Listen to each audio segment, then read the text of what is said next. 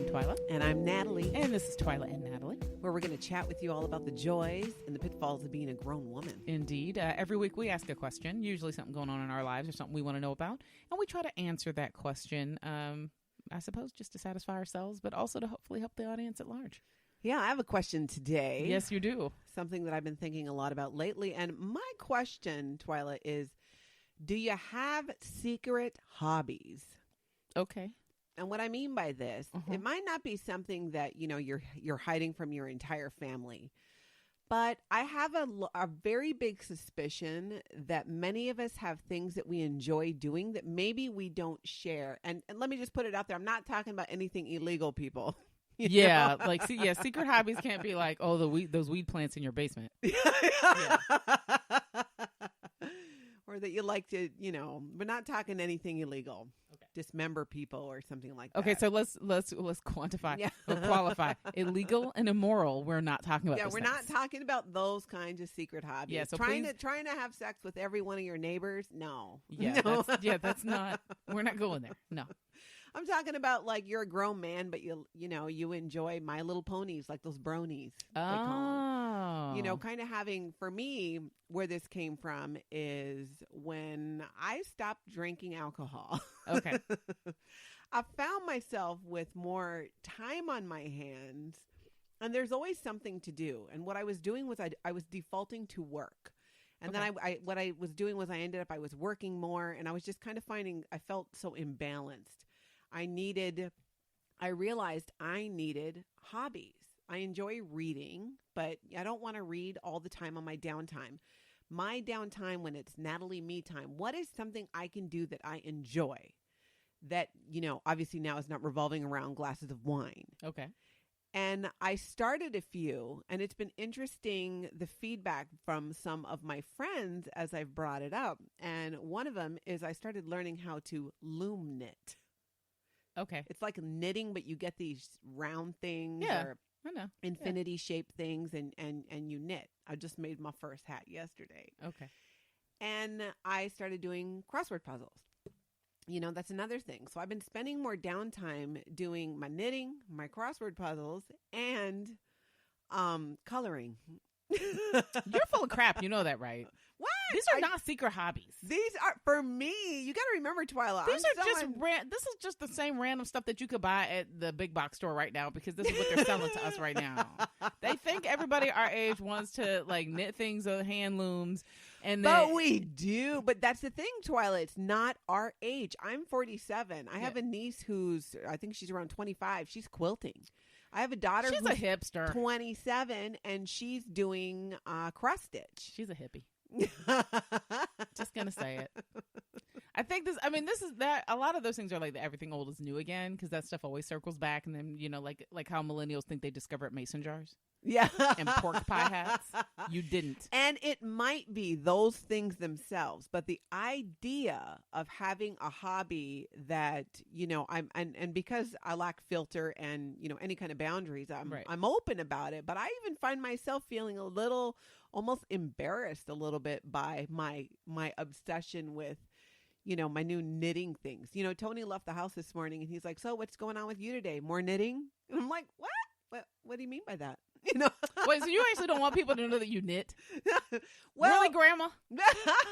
Well, and that's the thing for our listeners who don't know, I am a new grandma. I know. Congrats. You're such a cute grandma. Which is such a cute boy. And you know what? If I'm being honest, now that I think about it, Twyla, it's probably the fact that I became a grandma and within weeks started knitting that I'm embarrassed about, because it's so cliche. Yeah, because you just accepted it. Totally. You just rolled right into it. Yeah, but but it got me thinking, what are people's hobbies when you create some downtime for yourself? No, so you said hobbies, not secret hobbies. There's a difference between hobbies and secret hobbies. Well, and I'm more curious about the secret, or what you feel is more of a secret hobby. What people wouldn't think necessarily that they would know about you. Like, I remember when I found out that you, Twyla, have a crazy obsession and love of Korean pop music. Yeah, but that's not a secret. And I told you, I thought this topic might be fun for me because I don't actually believe in guilty pleasure. I just believe in pleasure. But you should be embarrassed by that. See, now... Okay, and there's the kicker right there.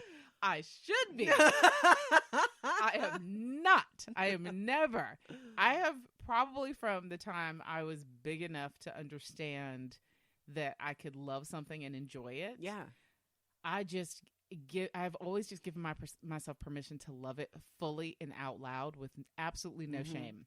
Well, and maybe that is the part that I am new to, because I'm not one who has really had hobbies over the years. I've enjoyed doing puzzles, but my dang dog keeps eating the pieces, so I've had to stop that.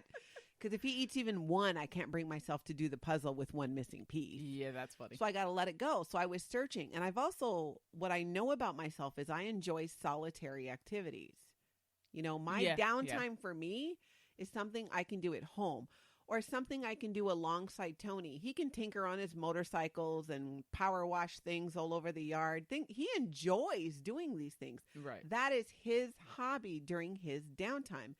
And I guess in watching him over the years, and what I used to do is I would just drink wine and watch him. Subtle. Very subtle. But, you know, and then when I stopped drinking, I'm like, okay, watching and power wash something is just not as fun unless you're kind of tipsy. You're doing it wrong. I still enjoy, trust me, I grab my moments of when he gets that power washer out and the sun's beating down on his back and those muscles come out. But I digress. Point being, I realize he enjoys those things so much. I see how much he enjoys it. And at the end of the day, he feels really good. And I look at that and I go, wow, I want some hobbies, but I'm not I'm not the person who's going to get in a car and go somewhere to do something. You don't have to do that. No, and I don't particularly want to do it with a bunch of people. Yeah, I don't do that either. Yeah, so these make sense. Listen, all of the things that I love with absolute abandon are things that I can do all by myself.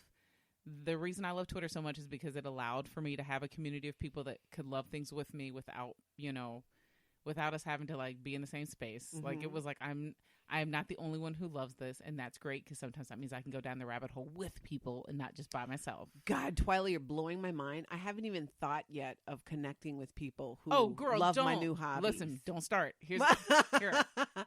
I want to go down the knitting rabbit hole with somebody. I will tell you online, not in person. Yeah, I will tell you the true story.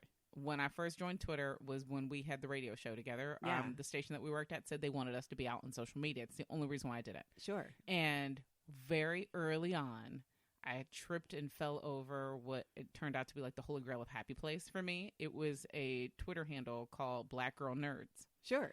And full disclosure, we have become friends since then. Like we met each other on this platform space like 4 years ago. Does she also think you're friends? No, we're genuinely like no, that's true. No, listen. Is this in the same way that Jennifer Lopez and I are connected? No, listen, that's sidebar. That's a real thing. You have to be, when you're on social media, you get to know people in a way that feels like it's real life, but it's not. Yeah. So you have to be very careful when you're engaging with somebody that way, that you don't just sort of start talking to them or trying to engage with them like they're your sister or your buddy or somebody you went to school with. You don't genuinely know these people. You know what their opinions are on the things that you enjoy. Yes. And they're similar to yours if you're following the people that you like. And maybe you connect in real life, as it's called. As I take it, I always try to, if it's somebody I really connect to, I try to move it into the real life space.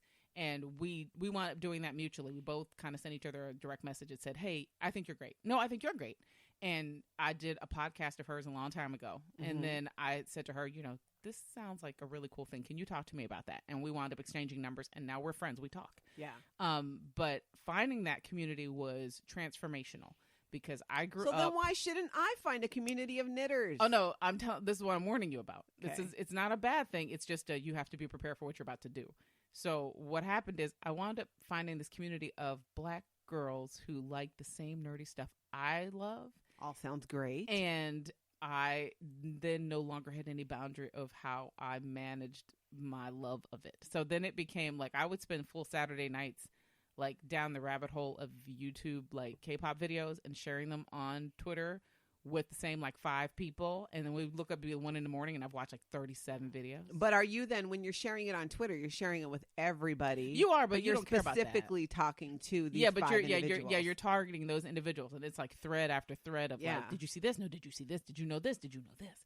And then, and mind you, I happen to like a deep dive on things like that, and I'm not embarrassed about that. Sure. But you do have to be prepared. If you're going to go deep, you got to be prepared for like the full depth of it. Well, and you know what I think when I think about doing that, my initial reaction is I have, and this might sound funny coming from me, maybe not, but I have some trepidation about being accepted into these new communities. Yeah, I can see that. But here's the thing. Yeah. Because when you're talking, particularly if you're talking about something that's a secret, and I shall maintain that from the beginning of this show that when we started talking, the idea of what I thought you were going to say and what you said are completely not related. Okay, so what did you think I was going to say? You do not have secret hobbies. You just have hobbies. Those are not secrets. I thought you were going to say like something that you were shamefaced to admit that you like. You wouldn't want to admit in front of real people that you like genuinely love this. That's what I'm saying. But I'm admitting it, but I'm telling you I'm struggling with it. But these aren't things that are like difficult to get to come around to. Like you just don't want to be stereotyped as the grandma who knits. Exactly. Twyla, you got to understand my struggle. No, like okay? There is a struggle here that is real. That's the thing. It is. It's a real struggle. Look, but it's I'm not like the people. struggle of a 43-year-old black woman who's obsessed with boy bands.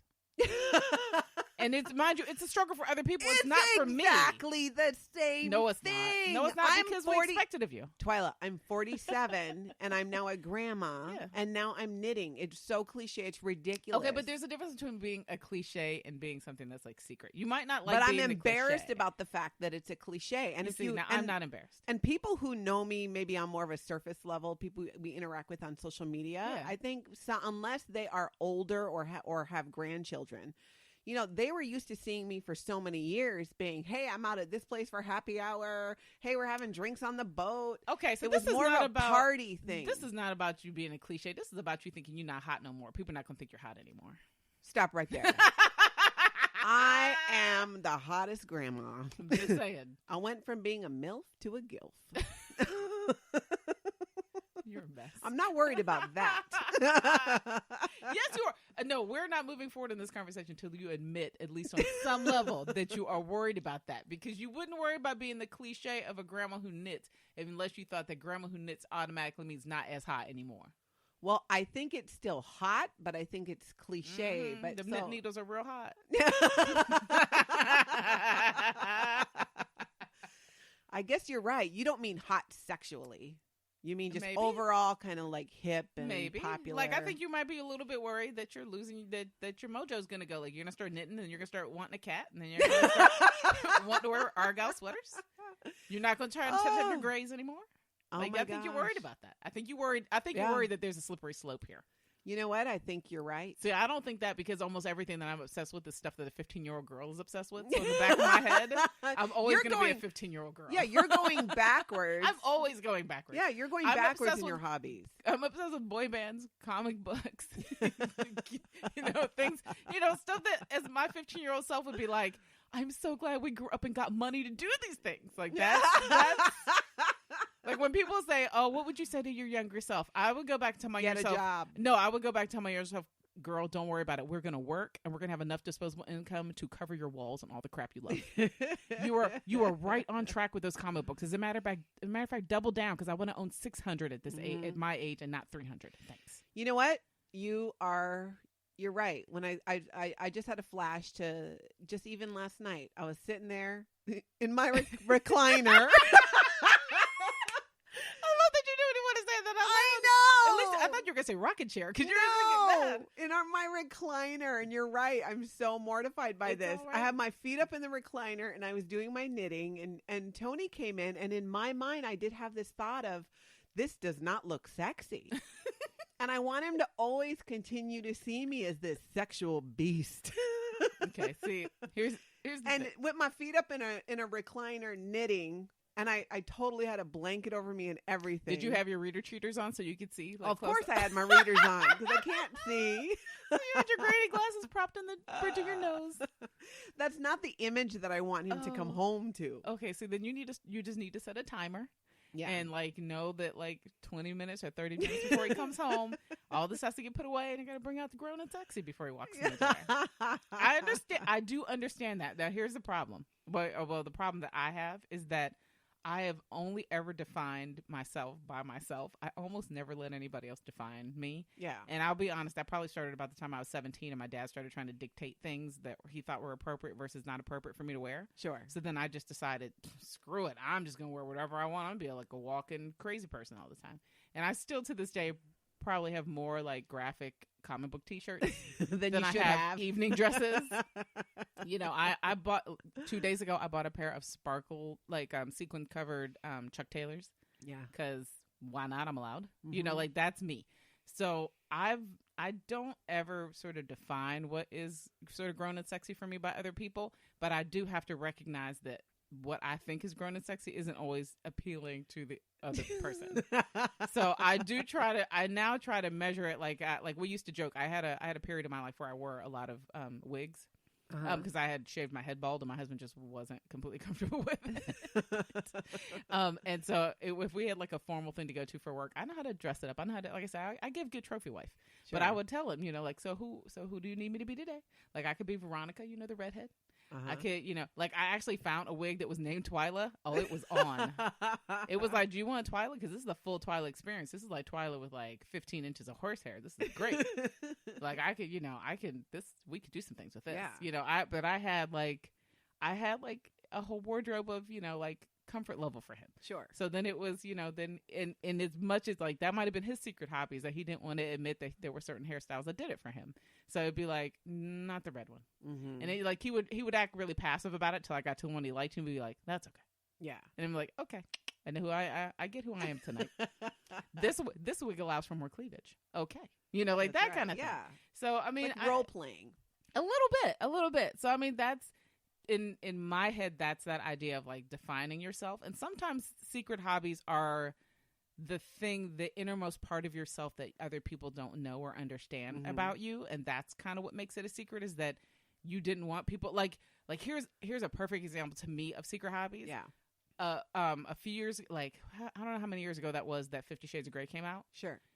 Okay. So that opened the door and exposed all of these people who had continued to read romance novels their whole lives and just never wanted to tell anybody that they read them. That's true. Because all of a sudden they were so like attached to this particular book. Yeah, which had way more erotica in it than a traditional romance novel. Right. And mind you, sidebar, it is a terrible book. I've read them all. They're terrible books. But I really liked the first one. They serve their purpose. I always said the same thing. They serve their purpose. If it allowed for someone who didn't think of themselves as feeling very sexual or being very sexual to have more confidence to approach and do something different, or to spice up their life, or to reconnect with the person they were with, good for you. Then it served its purpose. That was $17.99 well spent. But it was, I think by and large, it was something that women were doing, or even and some men were doing, that we didn't talk about, that they were still reading these books. Sure. And the thing about a secret hobby that winds up keeping it a secret is when you bring it out to the front and you're shamed for it. So are you saying the reading the book was a secret hobby, or the fact that the people reading it really enjoyed S&M?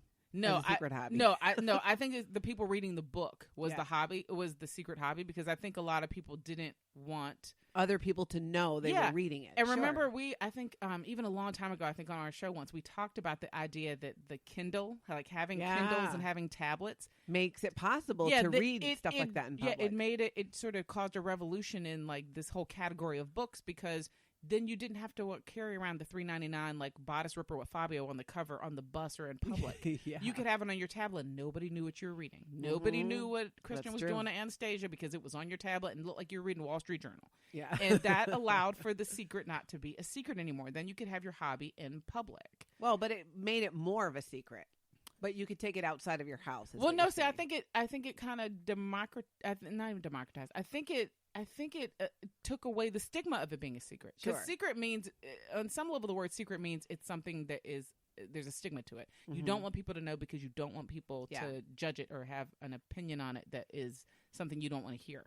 And I think what happened was the book got popular. People were reading in more, like they weren't having to read it undercover at night, you know, or in somewhere hidden.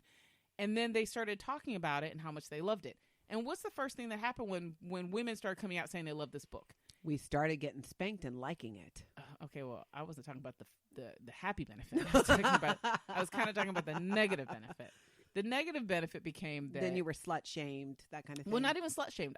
We came up with a whole category to put it down. We started calling it mommy porn. Right? And that whole phrase, when you look at that phrase, it's meant to do two things. It's meant to make women of our age feel ashamed for their sexuality, and it's meant to say that anything that has to do with our sexuality is gross and pornographic. Mm-hmm. See, right? That's funny because I always took mommy porn as more like, oh yeah, it's porn geared towards more people in my demographic, and I liked it. But I get what you're saying on that. Yeah, the idea, to me, the idea was always meant to be like, okay, you can have this, but you shouldn't be proud of having it.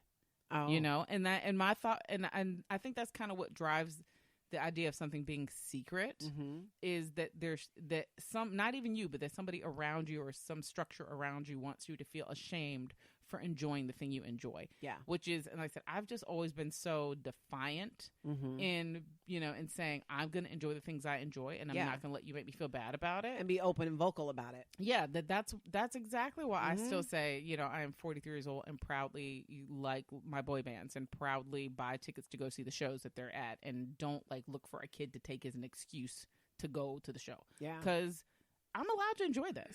I live a long, hard life. I'm a 43-year-old black woman in America who are raising children. You deserve your Korean pop music, right. It. I deserve whatever brings me joy. Yeah, I think my thing is always, why do we spend time, why do we waste time making people feel terrible about the things that bring them joy if those things don't hurt anybody else? Yep, you're right. And I think I'm just coming into my own with going, okay, this, I'm truly learning what brings me joy. Yeah. That's a healthy habit because, wine brought me a lot of joy in many ways.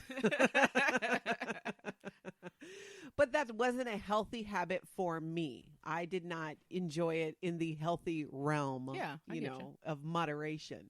So now finding that something to fill the feeling I would get, from drinking, which was a false joy, but I know what that feeling feels like. And I'm finding myself whether I'm doing a crossword puzzle or I'm coloring, and I have those adult coloring book with the pencils, the mandalas. I like the circles. Yeah, and the thing is, there was probably a little, like, I even said, I think I said on Facebook someplace, are we over the adult coloring book thing now?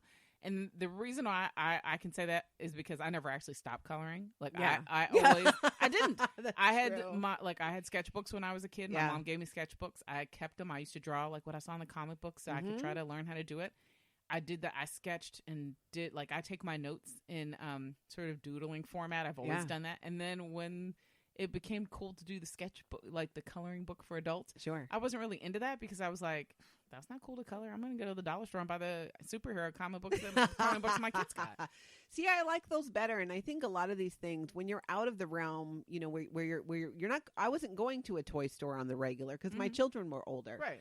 And these things were then put in as an adult consumer, where I could find them. They were in your purview. Mm-hmm. Exactly. And rediscovering, I could do crossword puzzles on my iPad, but I like the paper, getting the book and doing that. Right. So same thing with reading. It's been now over a year since I've used my Kindle or a tablet. Shame on you. I've gone back to books. How can you do that? Because I love books. I love the feel of books. I love the paper. And I love supporting local bookstores. I do too, but I really, truly love having 600 books at my disposal at all times. When I go on vacation, I used to go on vacation and carry 17 magazines and 8 books and, Yeah, see, that's too much. I'll take 2 books. But I read 3 books. I read 2 books a day. Yeah. Then I could see. Yeah, I'm a little bit. Yeah, I don't do that many. About that. So. No, but it's easy to now stash away. And of course, I'm sitting there as I'm knitting on my loom thinking, can I bring this on an airplane? These aren't needles. You can't. I can bring the loom. Yeah, you can't bring the needles. You can't bring the needles. I actually do have knitting friends, and they don't allow for. They can pack them in their carry-on and not the carry-on. They can pack them in the stowed suitcase, but not in the carry-on. Well, thank you, terrorists, for taking away my travel knitting. Well, they took away my straight razor, so you'll be all right. can't help you. There's a hook thing you use that I could probably get on. It's not a full-blown needle. Nope. I don't think they actually allow any of them. I know it's funny, but I don't think they actually allow any of them anymore. Yeah. So, but I know too much about that. Yeah. What is allowed? About what weapons can be brought on an airplane. Exactly. It's because you get the pat down every time you go, thanks to your children. Yeah, don't even start on that. And their hobbies. Their hobbies are not secret. Their hobbies are just humiliating for me. That's it. But I mean, I think when you're talking about something being a secret hobby, I think it's just by definition it has to be something that you love. Yeah. And you love it in the face of possibly knowing that everybody else won't love it. Sure. And I guess for me, I didn't see, and you know what this says a lot more about me, Twyla, and what the stereotypes I saw when I thought about people knitting. Yeah. So now I'm kind of imposing that on myself, but I'm coming to the realization that they're not true. In my short career of loom knitting so far, I have understood my mother so much more. Oh, wow. My mom was knitting. She was making all these hats and these dish rags, and we used to tease her about it. We laughed about it. And I would take her shopping for yarn all the time, and I hated because she took forever, and I would have to wait. And now I'm like, it takes a long time to make these hats. You know, you have to sit there. You got to pick out the yarn. It really gives me an appreciation of what that took. And, you know, the other thing it feels for me, or it fills, is, you know, I want to be prepared for the zombie apocalypse. Yes, as always. I'm going to need to know how to make a blanket, because who's going to make blankets when the zombies come and are killing people? That's so nice that you want to, right? you want to figure out, like, how to repopulate our stuff once the zombies That's come. right. Clothes. These are all things we need to be learning. I've already told you I'm not running from zombies. You just when going to become a zombie. Here, nope. Yeah, when they get here, y'all can just leave me. They can have me first. I'm not doing it. Not running. But you made a really good point about sort of a legacy piece of a hobby that you attach to. Mm-hmm. I found out many, many, many years later that I think my love of comic books isn't organic to just me discovering them. My mom mentioned really offhandedly one day that that she was happily surprised that I still like comic books so much. And I went, really? And she goes, yeah, because she said your granddad loved them. Oh. I didn't know my grandfather very well. My father's dad died well before when he was a child, so I never met him. And my grandfather on my mother's side died when I was maybe 3 years old. He was murdered, actually.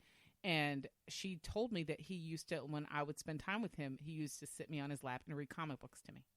And he loved comic books. And it's something that I never knew, never connected. Yeah. That there was something about it when, as a young teen, when I connected to him and started collecting them and having them around all the time, she saw that in me sort of getting into that hobby, but never brought it up. I think it was something that brought her a little bit of like peace and happiness. Sure. But I don't think she wanted to put the pressure on me of being like, oh, this is so like a family thing. Because, when you're a teenager, you just immediately like push away from anything you think is too much like what your family's doing because you're trying to be your own identity. Yeah. So she just let me kind of have it, and she didn't tell me until into adulthood. And I got a lot of happiness out of knowing that this is something that other people in my family enjoyed. That it might have had that maybe him reading that to me set something in my brain, because I was reading at 3 years old. And maybe something set that into my brain that always made me come back to that it's a touchstone. And it's something that I'm proud of now because now my kids all do it. Yeah. And it speaks to how we, when you pass those things on in a family, my mom offered a few times to teach me how to knit, and I ignored her, and I lost that opportunity after she died to ever learn from her how to do it. I had to go to YouTube. I have watched hours of videos on YouTube on how to loom knit. One day it'll be the millennials' grandmother. Yeah, but and even though some of these things they're coming back, like you said, what's old was new. You know, my niece doing quilting and my daughter doing cross stitching, and now I'm getting into knitting. That's true, but I think this is such a good thing because we've lost that generational connection.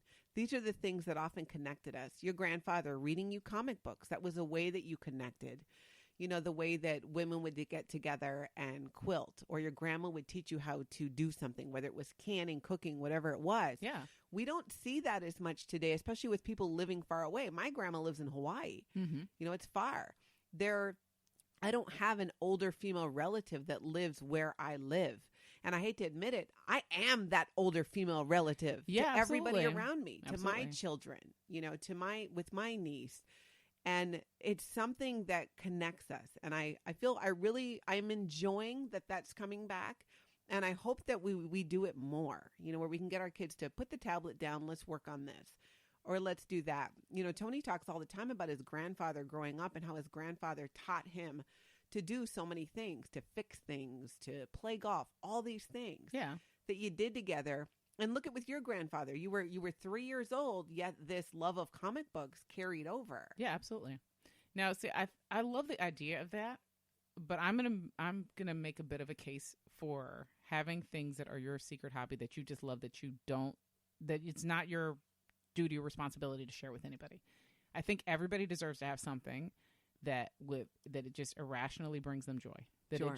it doesn't have to be explained. It doesn't have to be understood. Yeah. It doesn't have to be shared necessarily. You don't need a tribe or community of people to get it. And it just, when you need it most, it just brings you happiness. Mm-hmm. And I think I think for a lot of people that walk around in their everyday life feeling alone or sad or burdened with things, Mm-hmm. I guess I would ask you just sincerely to go find something that does that for you. I don't care if it's your favorite show. I don't care if it's, and the thing is, I think we put all these labels on what we're allowed to be, what's appropriate, or what we're allowed to enjoy, what we're supposed to enjoy. Yeah, what is okay to bring you joy and whatnot. Yeah, and I think that's part of the reason why I sort of rail so hard against that, and that's why I just decide, if I love it, I love it. Yeah. And that's it. I'm not apologizing for it. I love it.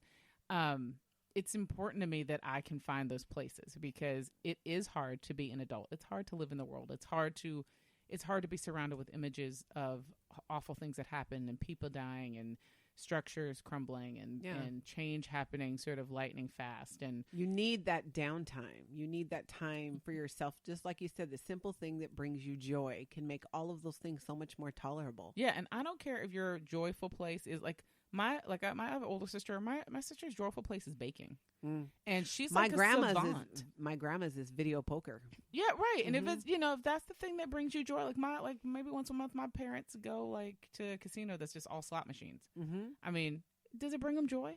Sure. Yeah. They're not homeless. Yeah, it's fine. Let people have the thing that brings them joy, and don't give them. And like I said, and again, as I've always said before, because don't at me and don't come at me with. We're not talking about meth. No, yeah, because people will always try to throw in an immoral or illegal argument and say, "Well, what about people that like child pornography?" No, those are sick people. They need help. Exactly. And we said at the start of the show, we're not talking about things that are illegal or highly immoral. Right. But if my happy place is my favorite comic book that I've been reading since I was 12 years old. If my happy place is the $250 I spent on concert tickets to go see a boy band perform next summer, which I did and I'm going to do.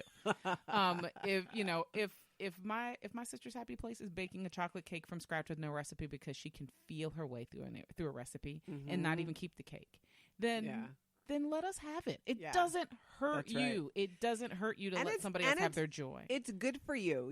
I found I work so much on a computer, and I found too that these activities, and maybe that's why I like the books. If I'm doing a crossword puzzle, I want the book. I don't want another device. Right. You want something that's tangible. I want something that's tangible. And it's like that with the coloring, and it's like that with the knitting. And I'm finding myself in the short period of time that I've discovered these things and I've put more time into it, that it has really opened, I feel, my mind, my creativity, my abilities in other areas. And I'm sure somebody way smarter than me that I don't know why that is, but that's what I'm finding is happening, is I'm so much more available in other areas when I'm in those areas. There's a book about that. As always, I know things. Yeah. The book is called Flow. Yeah. The author, I think I've mentioned it before. He's got a very unusual name. His name is Mihai Csikszentmihalyi, and I'll put it in the syllabus. Don't worry, I'll spell it all out. But he talks about sort of when you get into that odd, weird, creative place, where you're just kind of not even thinking, you're just doing the creative thing.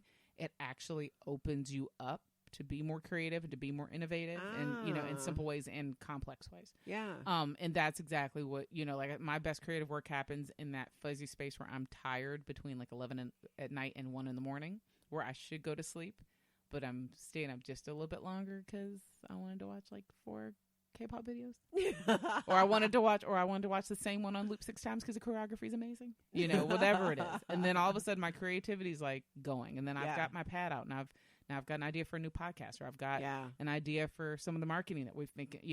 It has a way of opening you up so that other things in your life that you work on are better because you're able to put that energy at it at a different way. That makes sense. That happens to me too, Twyla, but it's around 4:30 in the afternoon because I go to bed at 9. Wait, listen, we're going to bring this whole grandma argument full circle. But so it's always been that way. So you go to bed at 9:30. After you spent part of your day knitting, with your coloring. grandma's glasses on the bridge of your nose, sitting in your recliner chair. I mean, are you are you hitting that early bird special yet? Yeah, because that's all you're missing is that early bird special at the OCB. I know exactly. I love that about you. No, we're not But doing here's the thing. that. But I balance it out. Like, I'm doing my knitting in the recliner, but then comes naked time, and then Grandma here rocks that. But listen, this is what I want you to do, though. I want you to unapologetically accept all of it. I want you to enjoy every single second of your grandma time, because guess what? You get to be grandma now. Yeah. So you get to accept and displace whatever part of that you like or dislike. Mm-hmm. But the part that you like, I don't want you to apologize for it anymore. I want you to just love it. Mm-hmm. And then when you're not doing that and you've put it aside, it's like I say with my kids. When I'm with my kids, I give them 100% of my best effort, so that when I'm away from them, I don't have to feel guilty for a second. Yeah, exactly. That I'm away. So when you're in full, when you are in full tilt, what you feel like is grandma mode. Yeah. Embrace it. You are grandma. You are the grandma. You are the ultimate grandma.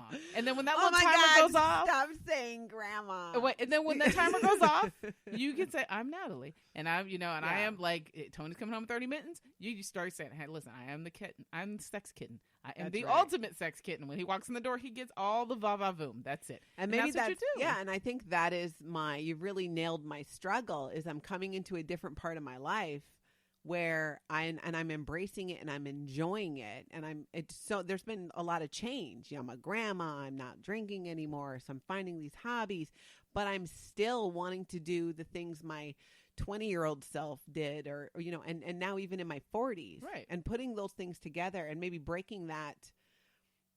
You know what I think this all boils down to? I always saw my mom or my grandma a certain way. Mm-hmm. I never saw them as sexual creatures or individuals who had desires or passions. Not really. I did not. Most kids don't. Yeah, until way later. And now that I'm a grandma, and now that I'm seeing, I love knitting, but I also love having sex with my partner. Mm-hmm. I never would have thought my mom.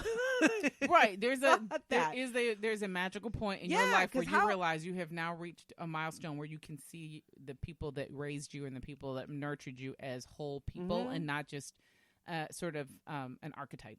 Exactly. Yeah. And that is what I think I'm working through for myself, is embracing all of it and going, you know what? I can love and enjoy knitting and coloring, and still love and enjoy having sex with my partner. And it all can go together. It doesn't have to be, I'm just this stereotype of a grandma, or I'm the stereotype of somebody who parties a lot. Right. This, that finding that middle ground of who I am is I like bits and pieces of all of this. Yeah. And all of those things are the things that make you. And bring me joy. Yeah, absolutely. So I think it's a good time to see if we answered the question. Do you have secret hobbies? I feel like they've kind of been a secret, but now they're not, because I just told everybody. I'm going to say, since nobody checked my internet browser lately, no, I don't. And that's good. We want to know what you think. Let us know what you think about the idea of secret hobbies. What are your secret hobbies? You can tell us. We won't tell anybody except everybody. Go to Facebook. Go to Matriarch Digital Media on Facebook. Like the page if you haven't already, so you can keep up with us and everything that's going on with the network. And send us an email. Send it to Twyla and Natalie and let us know. There's a send message tab on the side, and you can click that and send us a direct message and ask your questions or leave your comments about the show. As always, we do this because of you, and we love doing it, and we wouldn't be here without you. So thank you so so much for your support, and we will talk to you soon.